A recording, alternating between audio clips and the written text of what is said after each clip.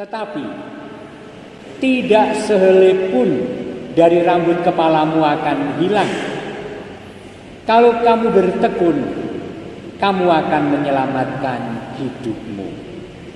Engkau ada bersamaku di setiap musim hidupku. Tak pernah kau biarkan ku sendiri.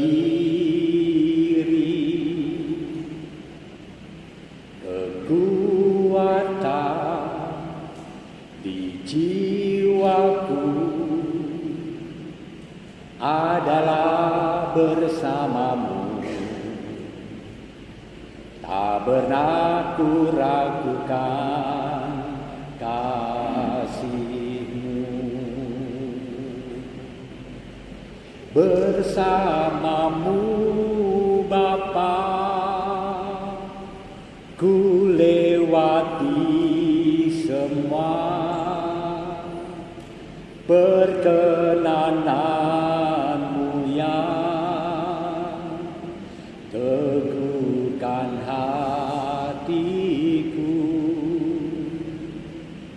Engkau yang bertindak, memberi pertolongan, anugerah-Mu besar melimpah bagiku. Tepuk tangan bagi Tuhan. Itu lagu pujian. Engkau ada bersamaku di setiap musim hidupku. Di setiap musim, entah senang, entah susah, entah sedang pahit, entah sedang berlimpah. Tak pernah kau biarkan ku sendiri. Iman kepercayaan yang mengalami Allah yang tidak pernah membiarkan diriku seorang diri tanpa pertolongan siapapun. Karena Allah selalu hadir dan menolong. Kekuatan di jiwaku adalah bersamamu. Apa yang menjadi andalan dan kekuatan kita, pengharapan kita ketika zaman menjadi sulit dan menantangku adalah kekuatan bersama Allah. Kekuatan di jiwaku adalah bersamamu. Tak pernah kuragukan kasih-Mu. Kalaupun aku sedang mengalami kepahitan di dalam kehidupan, kesulitan dan tantangan yang seolah-olah tidak bisa aku sanggah, tak pernah kuragukan kasih-Mu. Bersamamu Bapa, ku lewati semua perkenananmu yang teguhkan hatiku. Engkau yang bertindak, memberi pertolongan, anugerah-Mu besar melimpah bagiku. Bersamamu Bapakku lewati semua. Aku tidak akan pernah meragukan Engkau, karena Engkau ada dalam setiap musim hidupku. Perkenanan-Mu yang teguhkan aku, kehendak-Mu yang meneguhkan hatiku. Engkau yang bertindak memberi pertolongan, anugerah-Mu besar melimpah bagiku. Itu pengalaman iman yang diekspresikan dalam pujian, dalam lagu. Nah, saudara-saudara, kitab yang kita dengar adalah Nubuat Maleaki. Siapa Nabi Maleaki? Hidup sesudah pembuangan Israel di Babilonia. Nabi Maleaki mengingatkan umatnya di Israel bahwa engkau akan tetap menjadi milik kesayangan Tuhan kalau engkau setia pada perjanjian.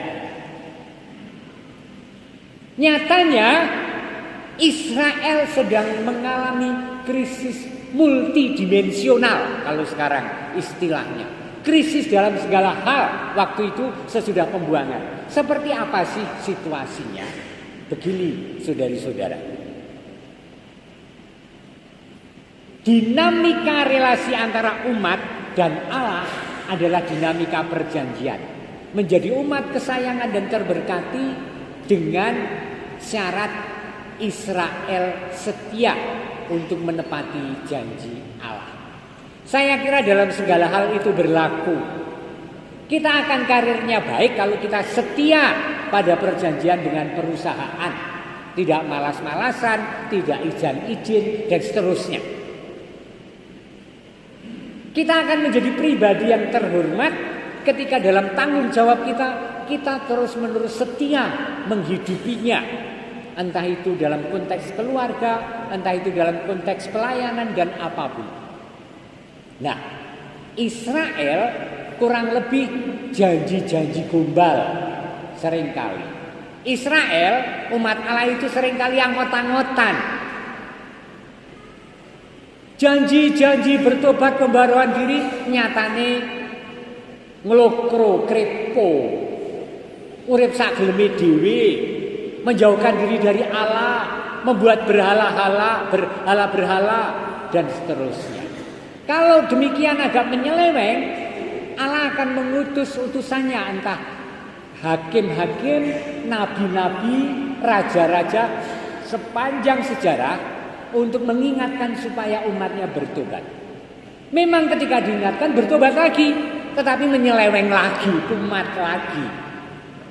Itu karakter Israel ketika mengalami sejarah keselamatan Allah yang berabad-abad lamanya. Nah, saudari-saudara yang dikasihi oleh Tuhan, Nabi Maleaki sangat sulit menghadapi situasi itu. Bayangkanlah kalau umat Israel itu rembalelo sak geleme dhewe iki sak ngawur-ngawure, Gusti Allah paring pendidikan penghajaran supaya bertobat juga sangat membuat kesulitan, yaitu mendatangkan iman, mendatangkan bangsa Israel untuk menyerang dan mengalahkan. Israel mengalami Allah memakai bangsa lain untuk mempertobatkan, menyerang. Dan kalau kalah, kalau peperangan antar bangsa itu ada yang kalah itu orang-orang pinternya diambil, dibawa ke negeri mereka atau ke negeri lain. Dua hal, dimanfaatkan sebagai pampasan perang, keahliannya dimanfaatkan. Siapa yang disebut ahli? Ahli itu ya para petani, tukang dan seterusnya pada zaman itu. Sing ditinggal sing wong bodoh-bodoh karo keset-keset. Liane dibawa pergi ke tempat pembuangan dan itu bisa berturun-turun, bukan 10 tahun, 20 tahun. Sampai akhirnya kerajaan atau negeri itu melepaskan kembali untuk pulang. Siapa yang tidak rindu pada kampung halaman? Demikianlah umat Israel yang karena balelo dihukum oleh Allah dibuang ke tanah pembuangan, pada suatu saat dipersilakan untuk pulang. Dan mereka ingin bernostalgia pulang dan membangun negerinya dengan optimistik. Apa yang terjadi? Ketika hanya sisa-sisa Israel yang datang pulang, mereka menjadi ada di tanah asing karena sudah berketurunan-keturunan di tanah asing dan pulang kembali dan tidak kenal siapapun. Di negeri antah berantah yang mereka kenal adalah tetangga-tetangga yang memang sudah tidak ada hubungan. Bahasa sudah berbeda mungkin, kebudayaan sudah berbeda, cara hidup berbeda. Jadi mereka linglang-linglung. Nah, mereka mengalami krisis di negerinya sendiri. Orang duwe apa-apa, kanca sing ketemu apa tanggane sing ketemu ya beda, terus melu-melu, ikut-ikutan. Kultur mereka diantaranya adalah tidak mengandalkan Allah yang esa, tetapi menyembah dewa-dewi, menyembah berhala, tidak mengandalkan sesuatu yang memberi kekuatan, yaitu Tuhan sendiri yang dulu menjadi pengalaman mereka, sekarang mengandalkan kekuatan sendiri. Mereka tergoda untuk tidak memelihara iman yang mereka bawa pulang karena kalah, karena tantangan yang lebih menggiurkan, yang seolah-olah lebih menjanjikan, yang seolah-olah membuat damai sejahtera dalam persahabatan dengan orang lain. Nah, Nabi Maleaki berjuang untuk mengingatkan umatnya itu, sungguh hari Tuhan akan datang menyala seperti perapian, maka semua orang yang gegabah dan setiap orang yang berbuat fasik akan menjadi seperti jerami dan akan terbakar oleh hari yang datang itu. Seolah-olah memberi nubuat yang mengancam bahwa ketika harinya datang, mereka seperti jerami yang terbakar, rano apa-apane. Akar dan cabang mereka pun tidak akan ditinggalkan. Tetapi kamu yang takut akan namaku, bagimu akan terbit surya kebenaran dan kesembuhan pada sayapnya. Nabi Maleaki mengingatkan kembali, hanya kamu yang setia, kamu akan mengalami hidup yang sejahtera dan bahagia. Setia. Saudara-saudara yang dikasihi Tuhan, tantangan hidup sekian besar di hadapan setiap pribadi, keluarga dan bahkan bangsa ini. Diramalkan tahun 2023 akan terjadi krisis besar, resesi besar seluruh dunia, dan negara-negara besar sudah mulai ambruk ekonominya, menjadi semua serba mahal. Katanya untuk makan sayur kangkung di Australia mengeluarkan 300 sampai 400 ribu kalau dirupiahkan, saking resesinya. Tetapi dinilai oleh banyak negara besar, Indonesia mungkin salah satu negara terkuat untuk bisa melampaui itu. Dahsyat sekali kan? Luar biasa, saya optimis dengan itu. Nah, saudari-saudara yang dikasihi Tuhan, ketika krisis hidup, kita tergoda untuk mencari jalan-jalan alternatif yang seringkali berbeda dengan rencana Allah, dan seringkali bahkan kita meninggalkan Allah. Ingat ketika ada vonis kanker, wah bingung. Praojo dioperasi marake mati. Boleh alternatif baik, saya mati. Seringkali kan gitu kan kita, saking bingungnya. Apa wae ditandangi, ora peduli iki sangkut pautnya karo iman kepercayaan apa ora. Seringkali krisis membuat kita mudah tergoda, dan Nabi Maleaki mengajak kita untuk yang lurus, yang benar, yang setia, akan terbit surya kebenaran dengan kesembuhan pada sayapnya. Dan Injil hari ini mengingatkan kepada kita untuk waspada, tetapi tidak sehelai pun dari rambut kepalamu akan hilang. Kalau kamu tetap bertahan, kamu akan memperoleh hidupmu.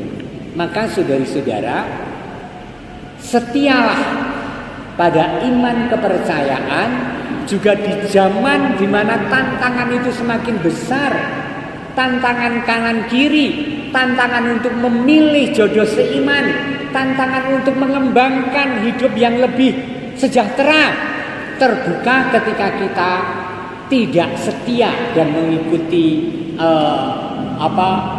ambyuing wong liya. Tetapi itu hanya sementara. Yang dipanting oleh Tuhan adalah setialah, dan damai sejahtera sungguh akan meliputi hidup kita masing-masing. Amin. Kita doakan saudari-saudara kita yang mengalami krisis iman dan bahkan yang meninggalkan iman kepada juru selamat penebus.